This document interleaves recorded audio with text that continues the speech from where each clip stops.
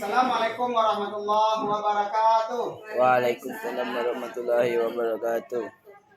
Alhamdulillahirabbil alamin. Asyhadu an la ilaha illallah wa asyhadu anna Muhammadar Rasulullah.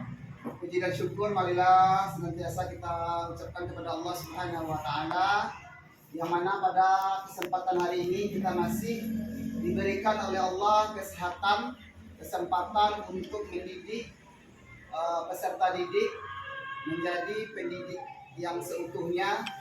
Mudah-mudahan kita menjadi pendidik yang dicintai oleh para peserta didik umatnya. Amin ya rabbal alamin. Salawat dan salam tercurah buat uswatun hasanah, yaitunya Nabi Muhammad SAW, dengan mengucapkan Allahumma shalli ala sayyidina Muhammad wa ala ali sayyidina Muhammad. Baiklah, yang sama-sama kita hormati Ibu Kepala UPT SDN 28 Karangpauh yang mewakili, kemudian Bapak dan Ibu Majelis Guru yang hadir di sela-sela kesibukan kita sebagai pendidik.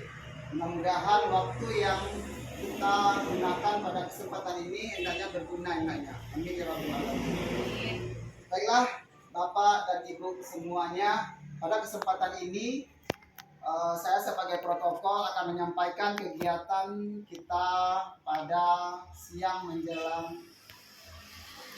istirahat kali ini, yaitunya penyampaian atau aksi nyata berbagi praktek baik, yaitunya tentang budaya positif yang akan disampaikan oleh Ibu Sri Devita Heria SPD, yaitu selaku calon guru penggerak angkatan 9 dari Kabupaten Pesisir Selatan. Baiklah Bapak dan Ibu semuanya, mari kita saksikan penampilan dari Ibu Sri Devita Heria. Kepada Ibu disilakan.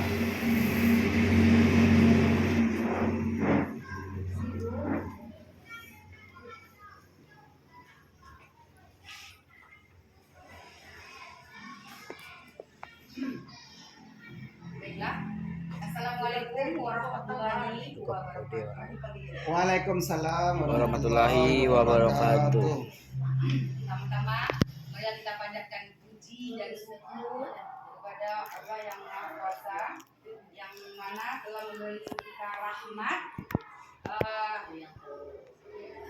kesehatan dan kesempatan pada siang hari ini untuk kita dapat berkumpul di sekolah yang kita cintai ini. Dan tidak lupa pula kita aturkan salawat seiring salam kepada Nabi besar dan Nabi Muhammad kita, yaitu Nabi Muhammad SAW, yang mana telah membawa umatnya dari alam kebodohan ke alam yang serba canggih, serba pintar yang kita rasakan pada saat ini. Baiklah Bapak-bapak dan Ibu yang saya hormati, Kepala PT SD 28 Karangpauh, dan saya hormati Bapak-bapak dan Ibu-ibu yang telah meluangkan waktunya pada siang hari ini, di mana di sela-sela kesibukan kita bersama, Ibu Bapak telah meluangkan waktunya untuk dapat hadir di ruangan kantor kita yang kita cintai ini. Baiklah Bapak dan Ibu, di sini saya di sini membuat aksi nyata, yang mana pada guru penggerak. Di sini saya akan membuat aksi nyata, yaitu tentang budaya positif. Maksudnya sini budaya positif adalah baik Bapak Ibu.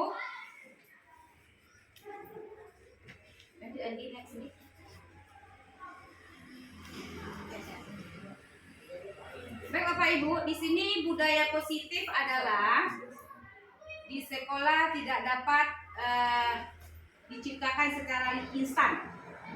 Dalam penerapan budaya positif sekolah diperlukan tuntunan dan tauladan dari seorang guru. Guru harus menjadi contoh kepada murid-muridnya, dan sehingga murid dapat sandaran sendiri akan mengikuti apa yang akan dilakukan gurunya. Maksudnya Bapak Ibu di sini kita sebagai guru adalah kita sebagai tauladan ya bagi murid-murid kita semua. Jadi apa yang kita kerjakan dan apa yang kita lakukan, siswa kita akan meniru kelakuan kita. Jadi bagaimana ibu-ibu kita supaya kita akan membuat praktik baik. Maksudnya itu di sini apa yang harus kita perbuat untuk siswa kita supaya siswa kita itu meniru. Maksudnya begitu. Terus menerapkan budaya positif adalah suatu hal yang harus dilakukan oleh seorang guru. Dengan penerapan budaya positif akan menghasilkan suatu ekosistem sekolah yang penuh dengan suasana positif. Hal positif akan terular bagi lingkungan di sekitarnya. Maksudnya begini Bapak Ibu. Jadi maksudnya hal positif yang bagaimana? Contohnya aja, anak-anak itu kita biasakan seperti bersalaman. Guru dengan guru, siswa dengan guru, siswa dengan temannya. Nah, jadi itu budaya positif yang baik untuk siswa kita. Terus, kemudian apa lagi ibu-ibu yang harus kita lakukan kepada siswa kita supaya siswa kita bisa dapat meniru kelakuan kita? Mengucapkan salam. Nah, mengucapkan salam ya Bapak. Ya, kalau bisa ya seperti itu. Salam kepada guru-gurunya. Nah, dan itu sama teman juga seperti itu. Terus selain itu apalagi Bapak Ibu, selain mengucapkan salam kepada gurunya, disiplin bisa nggak Bapak Ibu? Disiplin bisa ya, seperti datang lebih cepat, jangan terlambat. Dan itu kita berbicara kepada siswa kita, jangan suka menghardik. Membuli. Dan itu kita jangan suka mengatakan anak siswa kita membuli siswa kita sendiri. Karena di sini kita akan berdiri sama murid. Apa namanya itu? Menciptakan hubungan. Kita menciptakan hubungan dengan murid kita sendiri bagaimana gitu. Jadi kita adalah seorang penuntun. Jadi kita dibawakan contoh kepada siswa kita sendiri. Setelah itu Bapak Ibu apalagi akan menghasilkan suatu. Baik Bapak Ibu, di sini ada juga menghasilkan sesuatu ekosistem sekolah yang penuh dengan suasana positif. Jadi bagaimana kita bisa mengaturkan supaya sekolah kita ini ada suasana positif yang diharapkan. Seperti siswa kita tadi bersalaman, apa namanya lagi yang lain? Mengucapkan salam. Mengucapkan salam kepada gurunya gitu. Ya baik Bapak. Di sini lagi ada disiplin positif. Ini tadi yang saya bilang tadi ya Bapak Ibu. Selain dari praktik baik tadi seperti salam, kita juga mengaturkan disiplin kepada anak kita. Maksudnya di sini adalah disiplin positif adalah akan bertanggung jawab dan menumbuhkan kesadaran diri berdasarkan nilai-nilai kebajikan. Maksudnya apa di sini Bapak Ibu? Maksudnya akan bertanggung jawab. Jadi kita di sini anak-anak tuh bagaimana dia bertanggung jawab untuk bisa mengapakan kesalahan yang dilakukannya. Seperti menumbuhkan kesadaran diri yang berdasarkan nilai-nilai kebajikan. Yang kedua, lebih ke arah disiplin diri yang dapat mengontrol diri dalam melakukan segala tindakan. Apa maksudnya? Lebih ke arah disiplin diri. Kita akan mengajari anak-anak kita disiplin diri. Maksudnya apa di sini gitu? Mendisiplinkan dirinya. Edukasi. Iya, sekolah tepat waktu, jangan terlambat. Begitu mengontrol. Jadi di sekolah supaya tidak ada kegaduhan karena siswa kita tidak bisa mengontrol emosi. Yang namanya anak-anak dari ibu. Jadinya bisa bercakap sih lagi tidak. Tapi kalau dapat jangan seperti itu. Jadi di anak-anak itu bagaimana kita mengontrolnya supaya anak-anak itu bisa terkontrol emosinya. begitu. Dalam melakukan segala tindakan. Apa bentuk tindakan?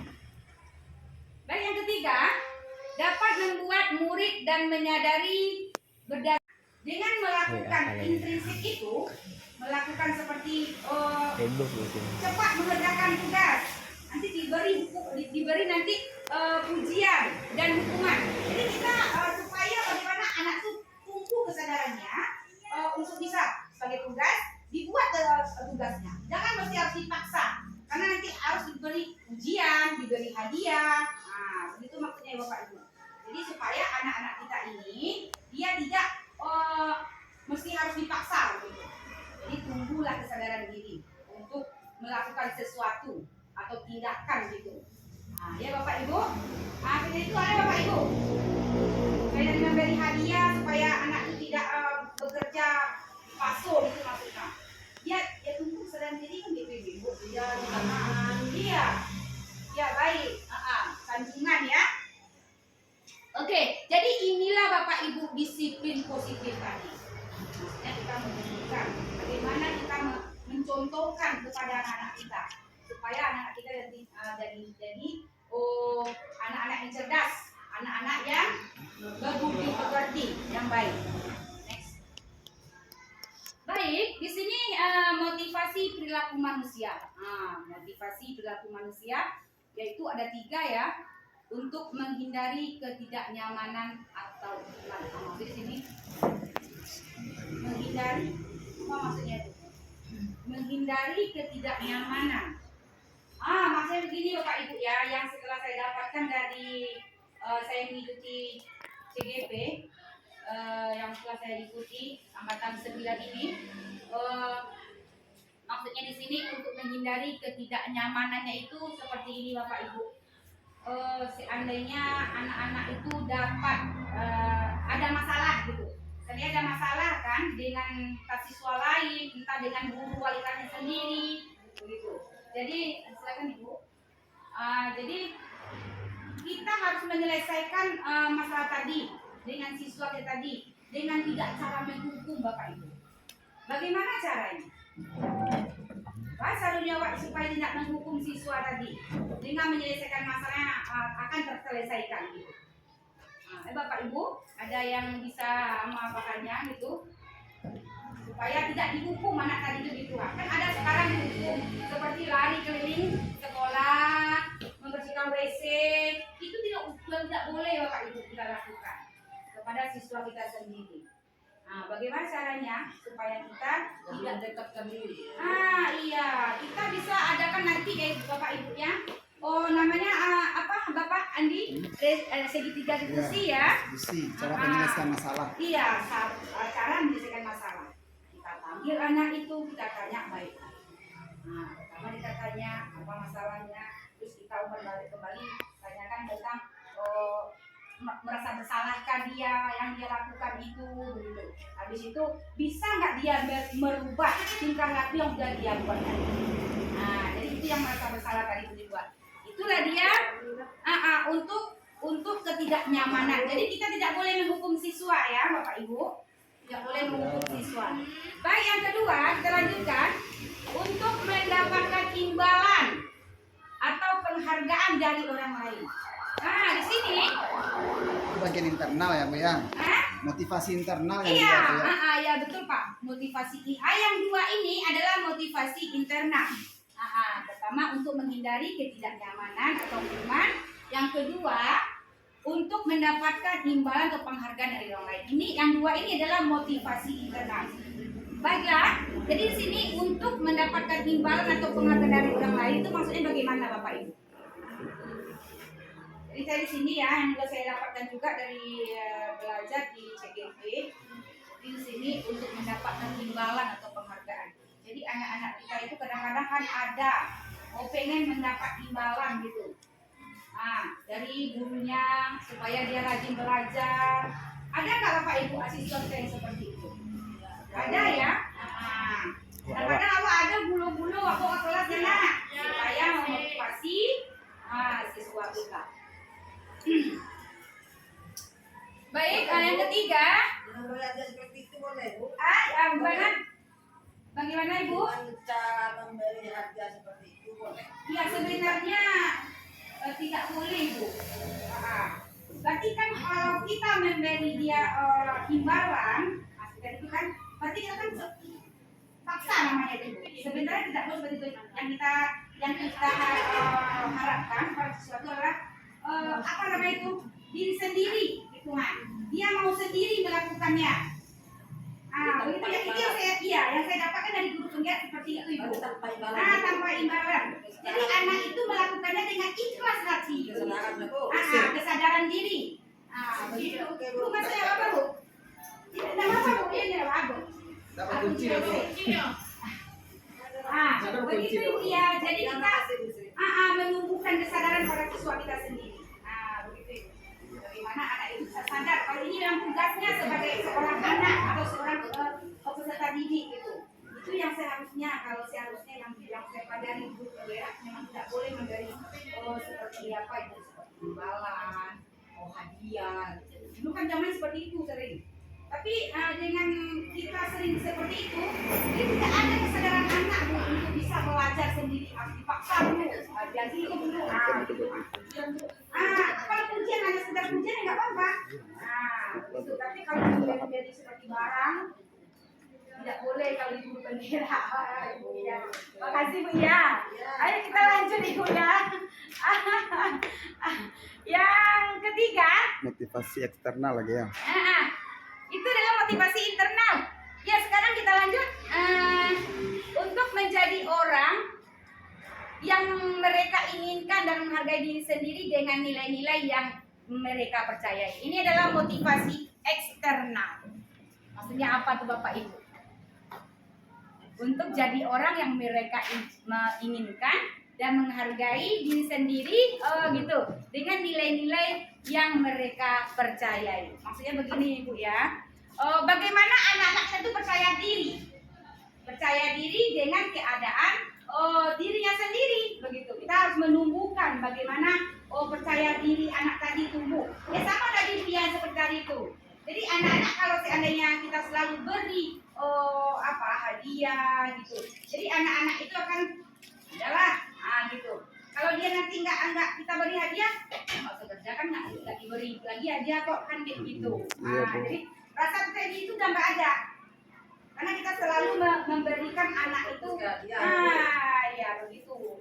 Itu yang saya dapat dari penggerak ya Ibu. Kamu gitu. Iya, baik lanjut Pak Andi. Iya, yang keempat,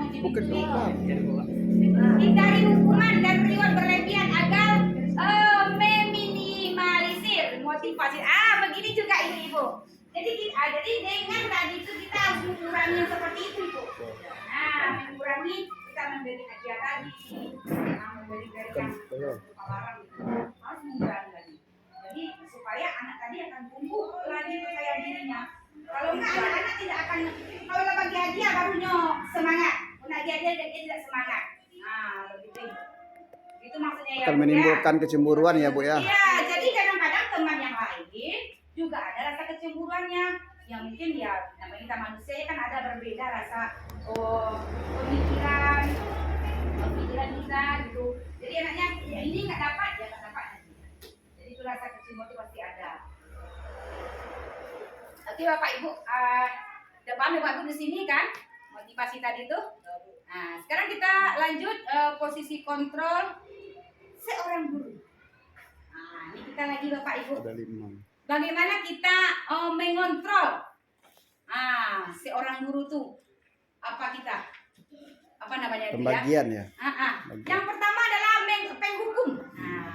Maksud penghukum ini kita seorang guru kalau diberi gelar, beri apa namanya tuh Pak? Penghukum tuh. Kita sebenarnya tidak boleh menghukum siswa itu. Tidak boleh. Makanya tadi saya bilang dengan cara segitiga restitusi itu bisa kita lakukan dengan pemanggilan siswa dan kita berkomunikasi dengan dia berdua. Kita tanyakan sama anak itu, mengapa dia seperti itu? Contohnya kalau terlambat sekolah kan, kita tanyakan kenapa terlambat sekolah. Apa masalah mana itu. Nah, terus kita tanya balik lagi, ini benar apa salah yang kamu lakukan? Tidaknya salah bu, katanya. Kamu bisa nggak berupaya seperti ini? Bisa bu, kan itu kadang-kadang siswa kita. Itulah dia. Kan nak dihukum ya bu. Ya. Nah, tapi besok diulang lagi. Besok diulang lagi. Diulang nanti orang tak tahu hukuman. Ada jalannya. Ya, makanya saya bilang dengan segitiga dan itu, insya Allah yang saya dapat di guru penggerak itu caranya bu. Dengan cara Diskusi antara guru murid dengan iya, bukan segitiga itu maksudnya segitiga diskusi itu bukan 3 orang, cuma kita berdua. Dengan sesuai tadi yang bermasalah tadi itu seperti nggak bawa PR, terlambat sekolah, sering libur, itu masalah anak kadang-kadang itu, enggak berantem dengan teman. Kita tanya siswa tadi itu, jadi itu caranya. Tapi saya daripada itu saya nggak tahu juga, karena itu yang saya dapat dari dari apa namanya? Saya dapat dari Guru penggerak. Guru penggerak. Insyaallah. Yang Saya kedua. lakukan, Ibu. Terus lanjut yang kedua teman. Kita sebagai teman. Ini teman kita dengan kita ya. Ya Bapak. Bukan. Bukan. Jadi Kita sebagai dengan murid itu adalah iya. Kita teman. sebagai guru, bagaimana kita supaya dekat dengan siswa kita? Nah, maksudnya begini Bapak Ibu. Anak itu jangan kita anggap dia sebagai apa ya namanya Bapak Ibu ya.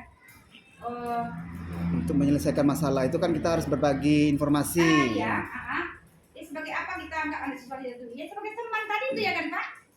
Bagaimana kita menganggap siswa itu sebagai teman Bu? Jadi di sini maksudnya supaya pun anak-anak itu tidak menjauh dari kita. Jadi apapun masalahnya, insya Allah anak itu bercerita dengan kita. Begini Bu.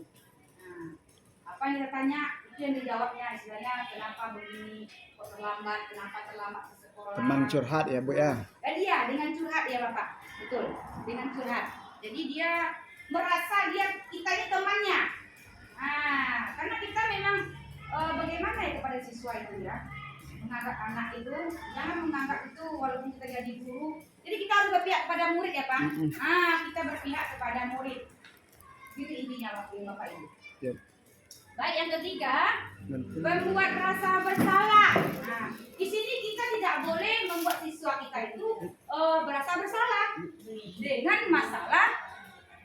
dengan masalah yang dia lakukan tadi. Ya kan Pak? Maksudnya tuh membuat itu. rasa bersalah tuh maksudnya tuh Bu, ketika terjadi permasalahan yang ada di ketika terjadi permasalahan dengan siswa atau dengan guru atau di kelasnya, dia merasa mengakui kesadaran telah melakukan perbuatan seperti itu gitu. Itu Berarti maksudnya dia seperti mengakui itu. gitu ya Bu ya. Iya, jadi mengakui maksudnya Bapak Ibu yang ketiga itu adalah membuat rasa bersalah. Jadi dia merasa bersalah. Berarti memang itu yang mengakui gitu Bapak Ibu. Mengakui dengan kelakuan yang tidak baik tadi itu diakuinya, memang dia yang berbuat seperti itu. Baik Bapak Ibu, yang terlanjut tempat pemantau. Pemantau itu adalah Bapak Ibu kita sedang mulai pemantau ya Bapak Ibu ya.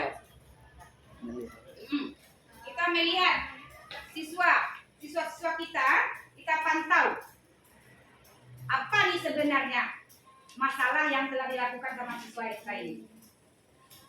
Yang selanjut yang kelima, manajer. Manajer ini siapa Bapak? Pemimpin. Pemimpin. Guru itu berarti sebagai pemimpin dari muridnya gitu. Iya. Kalau kita kan kepala sekolah pemimpin kita. Kalau murid kita pemimpinnya guru di dalam kelas. Jadi yang jadi manajer itu adalah kita yang memimpin siswa kita tadi. Jadi kita harus membawa siswa kita nih bagaimana begini. Berkelakuan yang baik. Oke Bapak Ibu, sudah paham kan Ibu di sini? Ini cara menyelesaikan masalah berarti ya. Iya, di sini kita masuk lagi dengan keyakinan sekolah atau kelas. Ini dia Bapak Ibu. Guru berperan dalam mewujudkan terbentuknya keyakinan sekolah atau kelas. Dengan adanya kesepakatan kelas, antara guru dan murid. Maksudnya bagaimana nih Ibu? Contohnya begini ya Ibu ya. Tidak terlambat ke sekolah. Jadi di sana di kelas itu kita harus membuat kesepakatan kelas. Intinya kita buat rapat dengan siswa kita tadi yang satu kelas. Kita buat di sana, maksudnya begini, apa-apa yang kita sepakati di dalam kelas itu. Contohnya aja, tidak terlambat. Nah, ya kan Pak? Tidak boleh terlambat. Tidak boleh terlambat. Aktif di dalam kelas. Iya. Kalau tidak masuk sekolah minta izin. Iya. Nah, begitu. Pokok banyak lah. Itu menurut kesepakatan kita bersama dengan siswa kalian di kelas. Nah, gitu. Itu maksudnya kesepakatan di kelas Bapak Ibu. Terus lanjut, keyakinan sekolah atau kelas berupa pernyataan universal yang mudah diingat, dipahami, dan harus diterapkan dalam lingkungan sekolah. Apa maksudnya nih Bapak Ibu? Di sini adalah keyakinan kelas. Maksudnya berupa pernyataan universal yang mudah diingat. Nah, bagaimana tuh Bapak? Kesepakatan kelas itu harus sesuai dengan apa yang dilakukan dalam kehidupan sehari-hari di dalam kelas. Di dalam kelas. Misalnya komitmen seperti itu. Kemudian harus hadir tepat waktu. Iya. Jadi itulah makanya gunanya keyakinan kelas tadi. Sifat menyeluruh ya Bu ya. Iya, sifatnya menyeluruh Pak, karena universal. Menyeluruh ya Bapak Ibu. Nah, di mana di luar kelas, dalam kelas, apa yang harus dipatuhi sama siswa kita ini dengan setelah kita membuat keyakinan kelas tadi. Nah, baik Bapak. Lanjut Pak. Di sini lagi Bapak Ibu. Jadi dengan tadi yang ada masalah tadi, yang kita bicarakan tadi kan Bu ya, ini ada segitiga diskusi itu. Apa itu segitiga diskusi? Di sini guru berperan sebagai manajer menggunakan segitiga diskusi dalam penyelesaian masalah melalui 3 tahapan, yaitu menstabilkan identitas, validasi tindakan yang salah, dan menanyakan keyakinan kelas. Nah, begitu Bapak Ibu. Jadi maksudnya sini, kalau seandainya ada siswa kita yang lagi ada masalah, kita panggil aja berdua Bu. Berdua di luar kelas boleh juga. Siswa yang lagi bermain kan Ibu ya. Di kantornya juga boleh Ibu. Kita bisa bercerita sama anak tadi, tanyakan itu pertama menstabilkan identitas. Kamu tahu kenapa dipanggil ke sini? Ya Bu, katanya gitu dia. Apa sadarinya kan begitu Bu. Kita tanyakan. Jadi kamu bagaimana? Kamu sehat? Itu kita tanyakan dulu Bu. Yang kedua lalu kita lanjutkan dengan validasi tindakan yang apa tuh? Yang salah. Jadi baru kita tanyakan. Tadi kamu mengapa? Apa yang kamu perbuat? Begitu maksudnya begitu kan kita tanyakan. Dia kan tidak mau dia begini Bu katanya. Kita balikkan lagi. Itu salah nggak perbuatan kamu? Nanti lihat nih ya Bu. Kamu bisa nggak berubah? Gitu. Jadi yang saya ini saya Bu ya, yang dapat saya pelajari juga di grup bergerak di apa? Waktu saya pakai ya. Di sana katanya kita tidak boleh membilang jangan terlambat lagi ya, agak boleh. Mengganti dengan bahasa begini Bu. Kamu kenapa terlambat? Kan begitu tanyakan.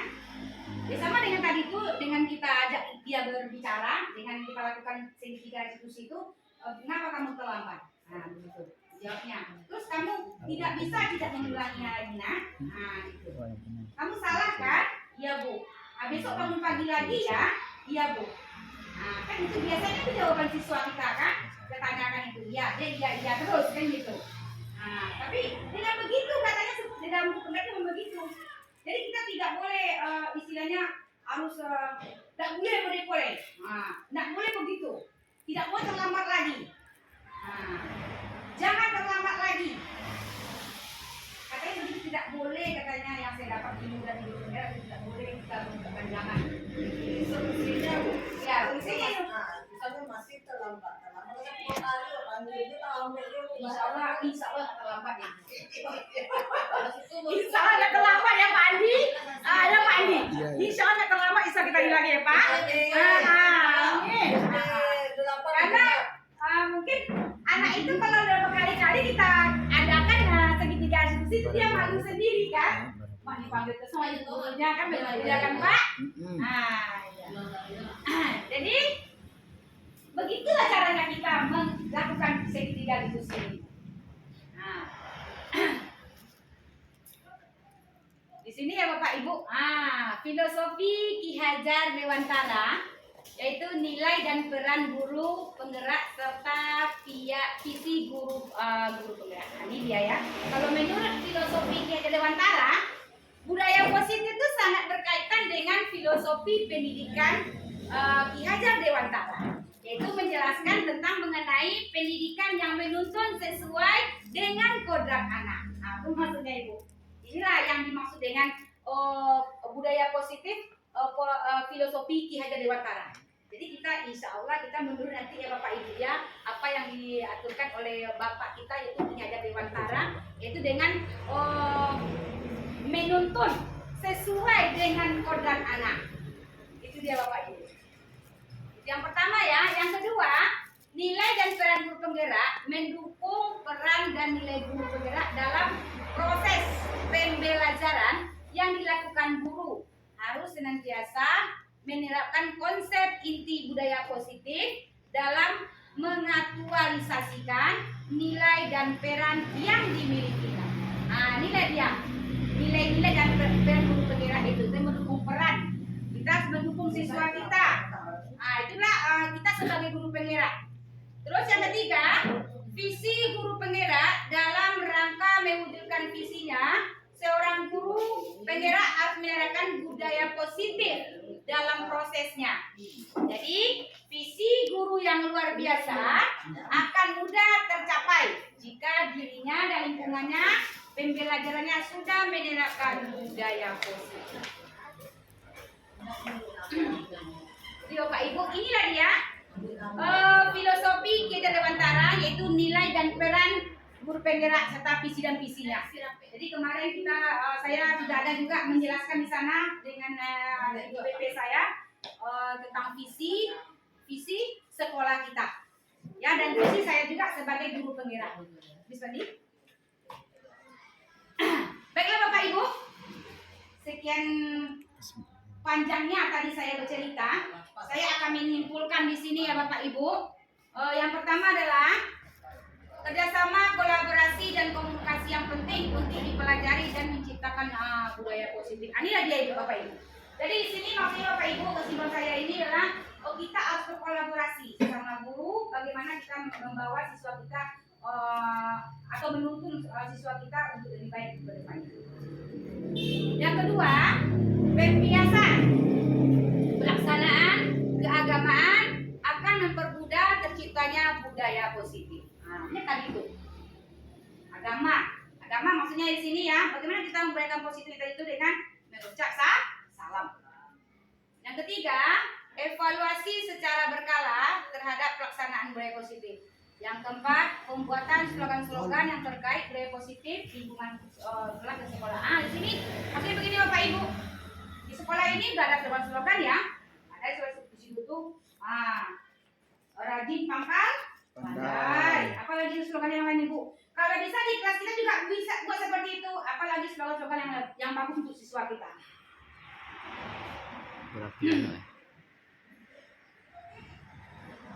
Baik Bapak Ibu, hanya sampai situ yang dapat saya jelaskan Bapak Ibu. Banyak maaf kalau ada kata-kata yang salah. Wabillahi taufiq wal hidayah. Wassalamualaikum warahmatullahi wabarakatuh. Waalaikumsalam warahmatullahi wabarakatuh. Baiklah, Bapak dan Ibu semuanya, terima kasih kepada Bu Sri Maria yang telah menyampaikan berupa aksi nyata tentang budaya positif. Mudah-mudahan di sekolah kita yang kita cintai ini, UPT SDN Guru Penggerak ini akan terbiasa dan akan banyak budaya-budaya positif yang kita ciptakan sebagai guru, baik untuk lingkungan, apalagi untuk peserta didik kita. Baiklah, itu saja kegiatan pada hari ini. Billahi taufiq wal hidayah. Assalamualaikum warahmatullahi wabarakatuh. Waalaikumsalam warahmatullahi wabarakatuh.